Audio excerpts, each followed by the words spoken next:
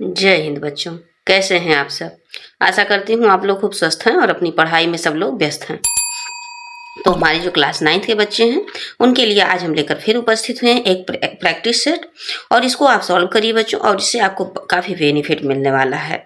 देखिएगा, आपको क्वेश्चन यहाँ से अवश्य मिलेगा, बस इसको 2 से 3 बार, 4 बार, 5 बार बस ऐसे दोहराते रहिएगा। तो देखिए, पहला क्वेश्चन है। अब आप ये भी देखते जाइए कि आपके पेपर में क्वेश्चन किस प्रकार से बनेंगे। देख रहे हैं, ये देखिए, इस तरह से आपको क्वेश्चन मिलेंगे। चलिए बच्चों, हम आगे बढ़ते हैं और आपको पेपर सॉल्व करवाते हैं। तो चलिए पहला क्वेश्चन देखते हैं। पहला क्वेश्चन है कि भारतेंद्र युग के निबंधकार हैं। अब बताएं कि भारतेंद्र युग के निबंधकार कौन हैं। भारतेंद्र युग के निबंधकार कौन हैं? बालकृष्ण भट्ट हैं, बाबू गुलाब राय हैं, श्याम सुंदर दास हैं, या रामचंद्र शुक्ल हैं।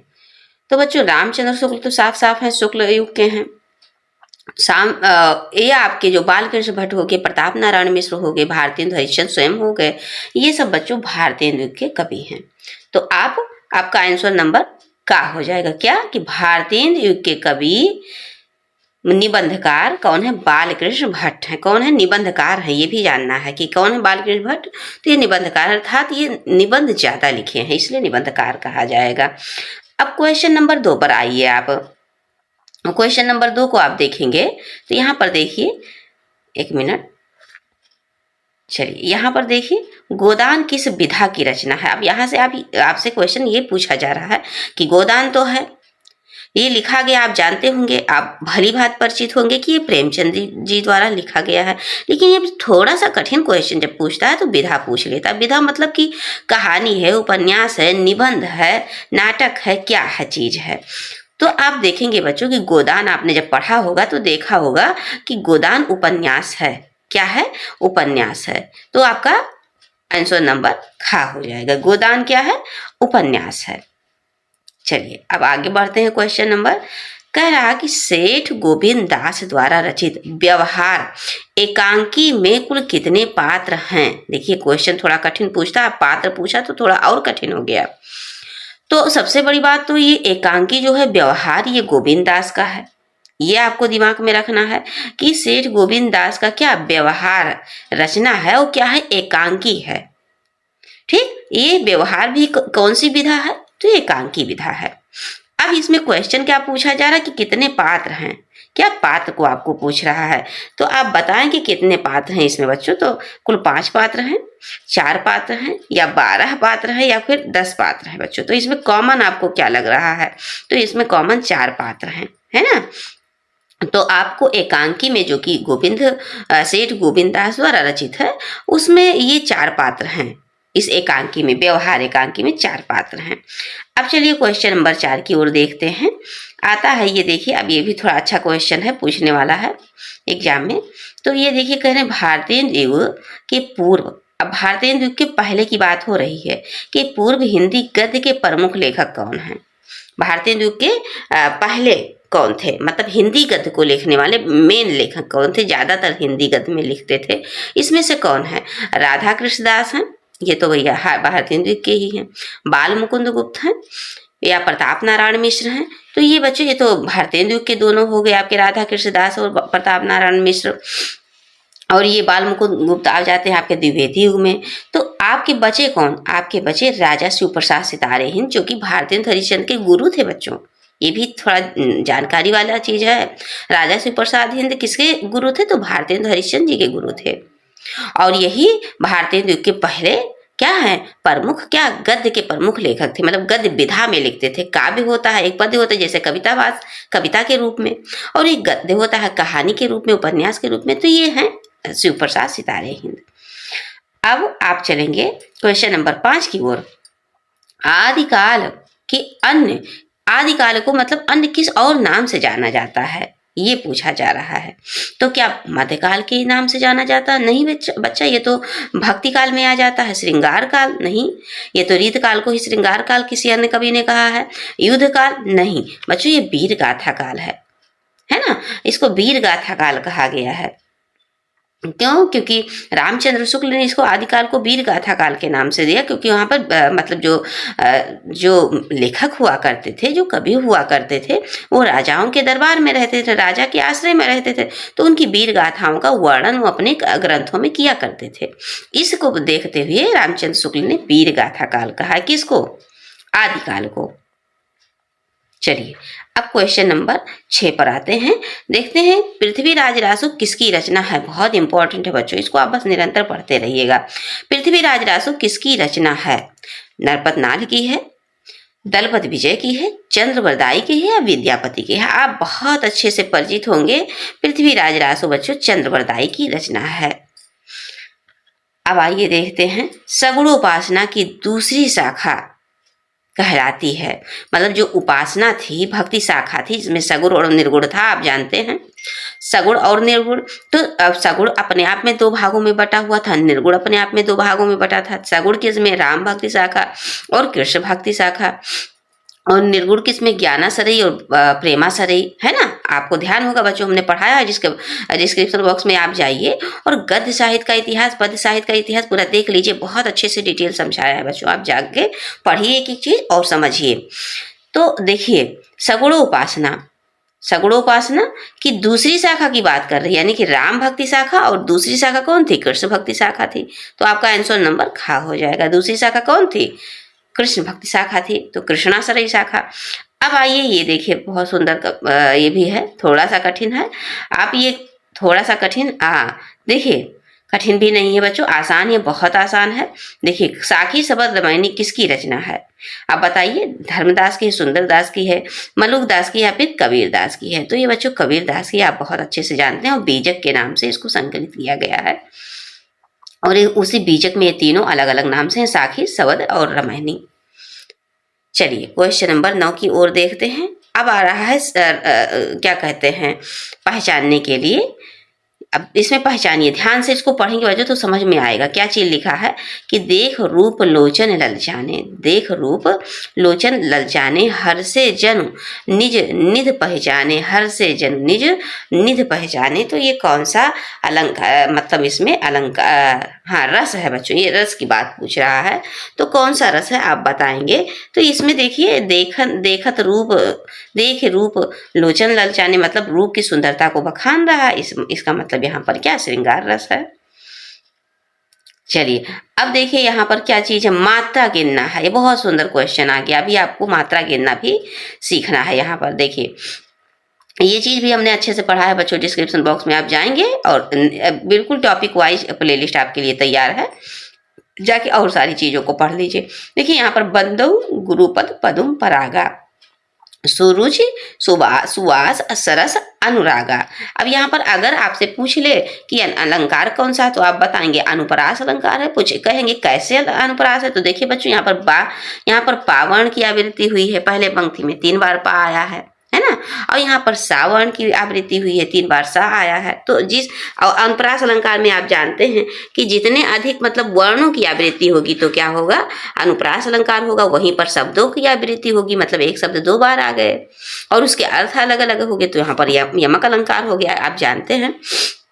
तो यहाँ पर ये पूछ रहा है कि कितनी मात्रा है, प्रत्येक पंक्ति में इसके कितनी मात्रा है। तो चलो गिना जाए, इसको काउंट किया जाए, पहले पंक्ति को गिनते हैं।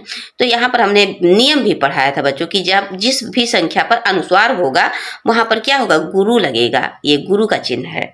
उसके बाद में यहाँ पर अब ये लघु और ये दोनों लघु का चिन्ह होगा, क्योंकि हमने बताया था आपको कि अगर यहाँ पर चंद्र बिंदी होगा ये तो इसको बच्चों जो यहाँ पर जो भी रहेगा मात्रा वही चढ़ेगा, मात्रा में कोई परिवर्तन नहीं रहेगा। देखिए यहाँ पर बड़ा ऊ है ना, तो यहाँ पर भी 2 मात्रा हो जाएगा। बड़ा ऊ है, देख नहीं रहे हैं नीचे, बड़ा ऊ है तो 2 मात्रा हो जाएगा। अब देखिए यहाँ पर दोनों पर लघु ही रहेगा, लघु कहते हैं, लघु और गुरु। अब यहाँ पर दोनों पर भी लघु, ये तीनों पर यहाँ पर लघु है और यहाँ पर बच्चों लघु है, इन दोनों पर गुरु है। अब आप काउंट करिए कि इसमें कितनी मात्राएं हैं। तो पहला में देखिए 2 और 1 3, 3 2 5, यहाँ पर देख रहे हैं 2 और 1 3 और 2 5, 5 1 6, 1 7, 1 8 9 10 11 12 13 14 15 16 17, कितनी मात्राएं हैं? 16 मात्राएं होंगी बच्चों यहाँ पर, है ना। कोई एक्स्ट्रा एक यहाँ पर हो गया होगा, तो यहाँ पर कुल मिला के आपको 16 मात्राएं होंगी। ठीक। और 16 मात्राएं किस में होती हैं? आप जानते हैं चौपाई में होती है। प्रत्येक चरण में 16-16 मात्राएं होती हैं चौपाई में। तो आपका ये होगा खा नंबर। अब यहाँ पर आप कंफ्यूज ना होंगे, यहाँ पर देखिए ये जो है यहाँ पर आपको लघु ही मिलेगा। अब आपको काउंटिंग करेंगे सही हो जाएगा। थोड़ा दूसरे में भी चेक कर लेते हैं बच्चों, क्या 16 मात्रा यहाँ पर भी है? तो यहाँ पर लघु लघु यहाँ तीनों में लघु हो जाएगा। यहाँ लघु, यहाँ गुरु होगा, यहाँ लघु होगा, यहाँ तीनों लघु ही होंगे क्योंकि मात्रा नहीं है इस पे बड़ा। यहाँ पर भी लघु और यहाँ पर भी लघु और ये दोनों पर गुरु हो जाएगा। अब चलिए गिनते हैं कितना हुआ। तो ये देखिए 1 2 3 4 2 6 1 7 7 8 9 10 11 12 12 2 14 14 2 16। तो यहाँ पर भी 16 मात्राएं हैं। इस प्रकार से आपका क्लियर हो गया कि ये चौपाई है, क्योंकि चौपाई में ही 16 मात्राएं होती हैं। चलिए अब देखिए क्वेश्चन नंबर 11। तरन तरुजा तट तमाल तरुवर बहुछाए। तो अब ये देखिए कौन सा अलंकार है। अभी हमने अलंकार के बारे में आपको बताया। यहाँ पर देखिए तावर्ण की आवृत्ति हो रही है कि नहीं हो रही? तावर्ण की आवृत्ति हो रही है, आप जान लें। तो कौन सा अलंकार? अनुप्रास अलंकार। यथाशक्ति, देखिए अब संधि विच्छेद समास विग्रह आ गया है ना। तो यथाशक्ति अर्थात शक्ति के अनुसार, तो शक्ति प्लस अनुसार, यथाशक्ति शक्ति के अनुसार। चलिए अब ये देखिए माता पिता दिन रात आदि के बीच विराम चिन्ह का प्रयोग हुआ है। अब इसको चिन्ह को क्या कहते हैं ये पूछ रहे हैं। तो बच्चों ये योजक चिन्ह है। हमने चिन्ह वाला भी पढ़ाया है। A to Z चीजें हमने समझा दिया। डिस्क्रिप्शन बॉक्स में जाएंगे, चीजें आपको सारी मिल जाएंगी। देखिए अस्थि शब्द का तद्भव बताइए। तद्भव तत्सम भी पढ़ाया है। तो आज अस्थि शब्द का तद्भव क्या होगा? तद्भव पूछ रहा है डी। अज्ञान का विलोम क्या होगा? ज्ञान हो जाएगा। ये देखिए ज्ञानी नहीं होगा, ज्ञान होगा, अज्ञान। और यहाँ पर अज्ञानी होता तब ज्ञानी हो जाता। चलिए अब ये देखिए यहाँ पर पूछ रहा पर्यायवाची। कमल, राजीव, जलज, नलिन, ये सब किसके पर्यायवाची, मतलब ये सब आदि क्या कहलाते हैं पूछ रहा है। तो पर्यायवाची कहलाते हैं, आप जानते हैं। महाशय, अब इसका संधि विच्छेद करना है। तो महान धन आशय है ना। तो क्या महान आशय महाशय, ठीक। महान दोनों का अर्थ मतलब विशेष होना चाहिए संधि विच्छेद करने पर। तब महान धन आशय महाशय। चलिए 1 मिनट बच्चों, ये थोड़ा सा हमको, चलिए फिर से देखते हैं। महाशया को थोड़ा सा हमको गलत लग रहा है, महाधनाशया होगा, क्षमा करें बच्चों। ये महाधनाशय होगी, एकदम ये राइट है, इसी को आप पकड़ लीजिए। महाधनाशया महाशया, महाधन आशया महाशया, या विद्याधन आलया विद्यालय, उसी प्रकार से महाधनाशया महाशया, पकड़ लीजिएगा ध्यान से। अब देखिए यहाँ पर दिया हुआ राम ही रूप है। राम का कौन सा रूप है? ये राम ही, ये रूप। रामा रामम रामेण रामाय रामात रामश रामे राम, है ना। तो ये रामा कौन सा रूप है? कह रहा सप्तमी विभक्ति द्विवचन है, नहीं, सप्तमी विभक्ति है ही नहीं। उसके बाद तृतीया विभक्ति एक वचन, नहीं, तृतीया विभक्ति है लेकिन ये एक वचन नहीं है। तृतीय विभक्ति बहुवचन का रूप है बच्चों। हमने कहा था आपसे किसी भी बहुवचन में आप जाएंगे तो वहां पर 2 मात्रा ऊपर मिलेगा ज्यादातर, या तो भी मिलेगा, भी मतलब ये छोटी की मात्रा वैसे बिंदी, या तो अही मिलेगा, अही 2 मात्रा चढ़ा रहेगा। तो ये इस तरह से, तो ये आपका आंसर बच्चों हो जाएगा खा नंबर, राम ही। राम का रूप पढ़ लीजिएगा। अब देखिए गच्छन्ति आ गया। गच्छन्ति गम धातु का है। अब ये पूछ रहा कि किस लकार का है, किस पुरुष का है, किस वचन का है।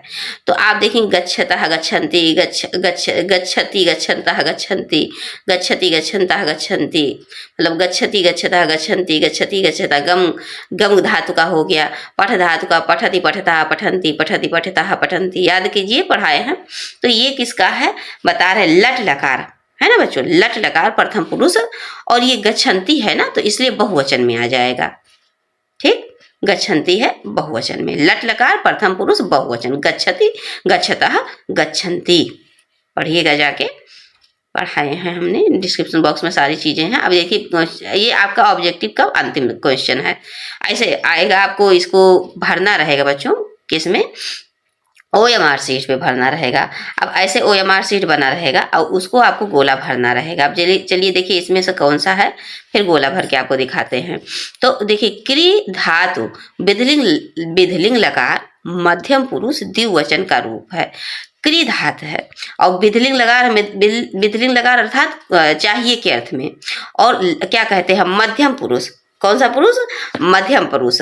तो अब देखिए यहाँ पर करो तो नहीं, कुर्यताम, हाँ कुर्यताम आपका होगा, कुर्यताम है ना, कुर्यतम, कुर्यातम क्या है, मध्यम पुरुष का है और द्विवचन में है, कुर्यातम द्विवचन में है। ऐसे नहीं होता है एक वचन, द्विवचन और बहुवचन होता है नहीं, प्रथम पुरुष, द्वितीय पुरुष और तृतीय पुरुष, या मतलब क्या कहते हैं प्रथम, मध्यम और क्या कहते हैं अन्य, इस तरह से।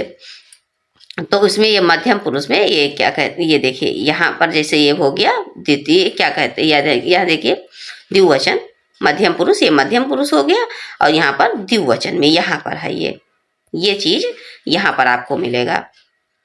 चलिए तो ये क्वेश्चन हो गया आपका खा, आंसर नंबर खा। अब इसको भरेंगे कैसे ये आपको बताना है हमें बच्चों। तो देखिए इसको भरेंगे आप कैसे। चलिए आप नीला पेन लेंगे, नीला या काला, इन्हीं दो से भरना रहेगा। तो आपको भरने का तरीका बता रहे हैं कि कैसे भरना है। देखिए ये गोला जो आप भरेंगे वो ऐसे पूरा भर जाना चाहिए, जितना बड़ा गोला बना रहे उसके अंदर का भाग पूरा ऐसे भर जाना चाहिए। ये तो हो गया। अब आप ऐसे नहीं भर सकते कि जैसे आपने ऐसे बना लिया, मान लीजिए ऐसे एक गोला है, अब आप इसको ऐसे भर दीजिए, ऐसे करके मतलब थोड़ा बहुत भर दीजिए, नहीं, ये जैसे ये चीज भरे हुए है बच्चों, ये आपको ये एकदम सही है, ऐसे गोला भरा जाएगा, ध्यान दीजिएगा। चलिए अब हम चलते हैं क्वेश्चन नंबर 21 की ओर। अब ये तो आपका रहा ऑब्जेक्ट क्वेश्चन, इतना आपको ऐसे गोला भर के करना रहेगा। अब आगे चलते हैं। देखिए तो बच्चों अब ये देखिए आपको गद्य में हमने ये पढ़ाया ही है ना, ये मंत्र का है, प्रेमचंद जी द्वारा रचित। देखिए मोटर गाड़ी चली गई, बाबू बूढ़ा कई मिनट तक मूर्ति की भांति निश्चल खड़ा रहा। बूढ़े का जो बच्चा था बीमार नहीं था, आया था डॉक्टर चड्ढा के यहाँ। तो वही कहानी है मंत्र का। अब इसी को आपको प्रश्न उत्तर लिखना रहेगा। भगत को किस बात का विश्वास नहीं हो रहा था? भगत के अनुसार सभ्य संसार कैसा है? पुराने जमाने के जीवों का व्यवहार कैसा है? अब इसको आप पढ़ेंगे तो सारी चीजें आपको मिल जाएंगी। देखिए मोटर गाड़ी चली गई और बूढ़ा कई मिनट तक मूर्ति की भांति निश्चल खड़ा रहा। संसार में ऐसे मनुष्य भी होते हैं जो अपने आमोद प्रमोद के आगे किसी की जान की परवाह नहीं करते। शायद इसका उसे अब भी विश्वास ना आता था, विश्वास नहीं हो रहा था कि इस संसार में ऐसे भी लोग हैं।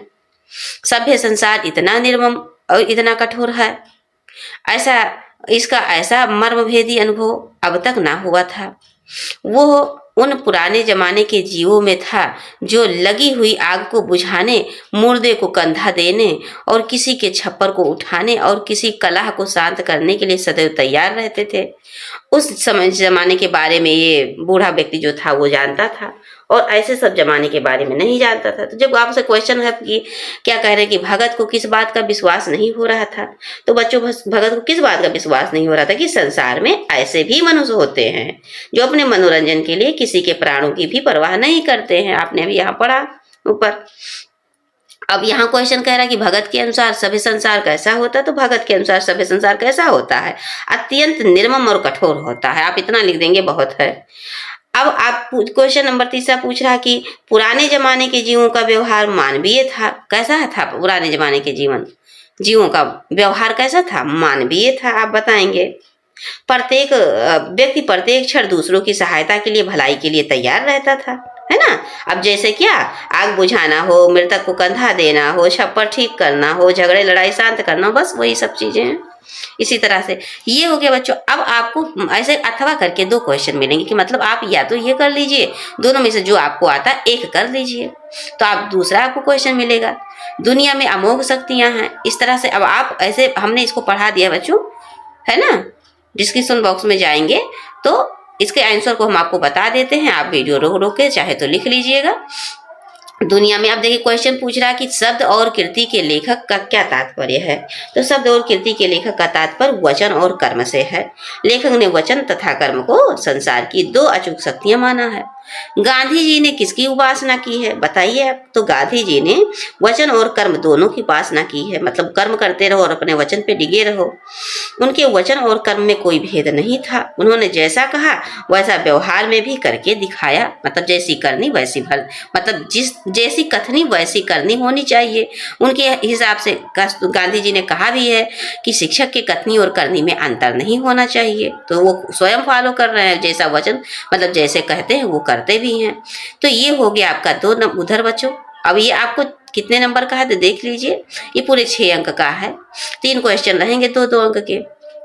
अब 2 आपको दिए रहेंगे, 1 करना रहेगा। चलिए अब दूसरे पर आते हैं। अब आपको पद से संबंधित मिल जाएगा, पद्यांश पर आधारित क्वेश्चन आंसर। अब ये भी हमने बहुत अच्छे से पढ़ा है, आप जाइए डिस्क्रिप्शन बॉक्स में देखिए और इसके आंसर को भी कर लीजिए। तो यहाँ पर देखिए, प्रभु जी तुम चंदन हम पानी जाकी अंग अंग बास समानी। तो इस तरह से आप इसको पढ़ लीजिएगा बच्चों, नहीं तो पूरा हल कराएंगे तो काफी समय लगेगा। इसके आंसर को हम आपको थोड़ा सा बता देते हैं, है ना। आंसर आप प्रभु जी तुम चंदन हम पानी। आप देखिए रात सोना मोती शब्द के तत्सम रूप लिखिए। रात सोना है और तब तत्सम रूप आपका रात्रि का क्या हो गया, रात्रि तद्भव है तो इसका क्या होगा, रात्रि नहीं होगा, रात्रि। सोना ही का स्वर्ण हो जाएगा बस। और मोती का मौक्तिक होता है, मोती मतलब तद्भव है, इसका तत्सम मौक्तिक होगा। सोना ही तद्भव है, इसका तत्सम आपका स्वर्ण हो जाएगा, स्वर्ण। और रात्रि का रात्रि हो जाएगा। ये हो गया। अब आपका दूसरे नंबर का जैसे चितवन चंद चकोरा, जैसे चितवन चंद चकोरा का में कौन सा अलंकार है। आप देख रहे हैं कि चितवन चंद चकोरा, तो चा वर्ण की आवृत्ति हुई है तो कौन सा अलंकार होगा। पहले भी बहुत समझा चुकी है आपको, सारी चीजों को पढ़ाए भी हैं। आप जाइए डिस्क्रिप्शन बॉक्स में सारी चीजों को देख लीजिए। तो यह है अनुप्रास अलंकार बच्चों। जाकी ज्योति बरय दिन राति का आशय स्पष्ट कीजिए। अब इसका आपको आंसर क्या लिखना रहेगा। कह रहे हैं कि जाकी ज्योति बरय दिन राति, इसका मतलब क्या है। तो इसका मतलब सिर्फ इतना है बच्चों कि रैदास कहते हैं कि स्वयं को प्रभु रूपी दीपक की बाती के समान मानते हैं। कौन, रैदास, जो दिन रात प्रभु के प्रेम में जलती रहती है। तो आपको कैसे लिखना रहेगा, इसका आशय है ऐसे लिख देंगे कि जाकी ज्योति बरय दिन राति का आशय है कि रैदास स्वयं को प्रभु रूपी दीपक की बाती के समान मानते हैं, जो दिन रात प्रभु के प्रेम में जलती रहती है बस। अब देखिए अथवा करके इसमें भी आएगा, आप उसको लिखिए या इसको लिखिए। मैंने झुक नीचे को देखा तो झलकी आशा की रेखा, विप्रवर स्नान कर चढ़ा सलील और शिव पर दूर बादल तंदुल तिल। तो इस तरह से अब इसका आंसर आप देखिए क्या कह रहे हैं कि कवि ने नीचे झुककर क्या देखा, बताएं। कवि ने नीचे झुककर क्या देखा, तो देखा कि अंधेरे में आशा की एक किरण दिखाई पड़ी। कवि ने देखा कि एक श्रेष्ठ ब्राह्मण अपनी झोली संभाले ऊपर आ रहा है बस। उन्हें देखते ही बंदर शीघ्रता से उनकी ओर बढ़े। अब इसको हमने पढ़ाया भी है बच्चों। चलिए तो ये हो गया। दान कविता में, ये दान कविता से है। दान कविता में कवि द्वारा किए गए व्यंग को लिखिए। तो व्यंग में आप क्या लिखेंगे, लिखेंगे दान कविता में समाज की इस अमानवीय प्रवृत्ति में व्यंग किया गया है। क्या किया गया कि भक्त लोग एक भूखे मनुष्य को भोजन कराने के स्थान पर बंदरों को पूए खिलाते हैं, यही चीज है। चलिए अब देखिए यहाँ पर संस्कृत का अनुवाद बच्चों, संस्कृत में अनुवाद आपको करना रहेगा। तो ये भी 4 नंबर का है, इसको भी हमने पढ़ाया है। आप जाइएगा और अगर मान लीजिए कोई टॉपिक छूटा हुआ है तो आप तुरंत कमेंट बॉक्स में बताएंगे बच्चों, तो उस पर तुरंत आपको वीडियो मिलेगा। तो देखिए अनंतर श्री कृष्ण गोपाल है। अब इसका अनुवाद हम आपको करके बता देते हैं, या तो फिर आप वहीं से देख लीजिएगा बच्चों, नहीं तो समय ज़्यादा लगेगा। आप जाइएगा डिस्क्रिप्शन बॉक्स में संस्कृत अनिवार्य संस्कृत करके, तो हमने पढ़ा दिया है ये सारा भी, आप वहीं पर देख कर लीजिएगा। अब देखिए दीपदान एकांकी लक्ष्मी का स्वागत एकांकी के कथानक पर विचार कीजिए। ये क्वेश्चन आपका 24 नंबर का है, तो इसको भी हमने पढ़ा दिया है, वहां पर आप जाकर पढ़ लीजिएगा। 25 नंबर के क्वेश्चन को देखिए। अब इसमें आपको ये सारी चीजों को हमने पढ़ाया। देखिए बच्चों जीवन परिचय कवि परिचय, सारी चीजों को हमने पढ़ा है। तो देखिए प्रेमचंद महादेव वर्मा, और हमने इम्पोर्टेंट भी बताया था कि प्रेमचंद महादेव वर्मा, रविन्द्रनाथ टैगोर, ये सब बहुत इंपॉर्टेंट है। जयशंकर प्रसाद, कबीरदास, हरिवंश राय बच्चन, सब इंपॉर्टेंट है। इनको आप जाके डिस्क्रिप्शन बॉक्स में सब चीजें तैयार कर लीजिए, पढ़ लीजिए। बहुत सारी टॉपिक को, लगभग मैक्सिमम टॉपिक को हमने आपको पढ़ा दिया है बच्चों। तो चलिए अब देखिए, अब यहाँ पर संस्कृत में उत्तर देने रहेंगे, ये भी हमने आपको पढ़ाया है। जब हम लेसन पढ़ाते थे तो साथ में क्वेश्चन आंसर भी पढ़ा देते थे। तो देखिए, क्रोध केन जयते, क्वेश्चन नंबर 27 पे आप जाएंगे। क्रोध केन जयते, तो क्रोध शांत्या जयते, है ना। क्रोध आक्रोधेन कह सकते हैं या अक्षांत्या कह सकते हैं। अब यहाँ पर लिखा विनय कस्मात उद्भवत, तो विनय सदाचारात, कौन विनयी होगा, सदाचार व्यक्ति होगा, तो सदाचारात उद्भवति। राम किस मन कस्मिन वंश से उत्पन्न आसीत, मतलब राम जो थे किस वंश में, तो इक्ष्वाक वंश से, ये भी हमने पढ़ाया है आपको। स्वामी विवेकानंद कस शिष्य आसीत, किसके शिष्य थे, रामकृष्ण परमहंस के थे, ये भी हमने पढ़ाया है। चलिए यहाँ पर देखिए, निम्नलिखित मुहावरे और लोकोक्तियों को आप देख लीजिए। ऊंट के मुंह में जीरा, मतलब ऊंट के मुंह में जीरा के समान कोई बहुत अधिक सामान, कहने का अर्थ है कि आवश्यकता से बहुत कम चीज मिलना, तो ऊंट के मुंह में जीरा के बराबर है। ईद का चांद होना, तो बहुत दिनों बाद दिखाई देना, ये आप देख सकते हैं। उसके बाद में अक्ल बड़ी या भैंस, तो अक्ल बड़ी या भैंस मतलब शारीरिक शक्ति की अपेक्षा बुद्धि शक्ति अधिक बड़ी होती है। अंधे की लकड़ी मतलब होना या सहारा होना, अंधे की लकड़ी होना का अर्थ है सहारा होना, किसी का एकमात्र सहारा होना, ये हो गया। ये देखिए संस्कृत में अनुवाद करने को आएंगे कि वो गंगा का जल है। किसका जल है, गंगा का जल है, तो वो के लिए सह लगा देंगे। और गंगा का हो तो ये षष्ठी विभक्ति, तो गंगाया लगा देंगे, तो गंगा का हो जाएगा जलम अस्ति। जल का द्वितीया विभक्ति जलम अस्ति, अस्ति माने है, तो वो गंगा का सह गंगाया है जलम अस्ति, ऐसे आप लिख लीजिए। यहाँ पर राम घर में नहीं है, राम घर में नहीं है, तो रामः गृहे न अस्ति।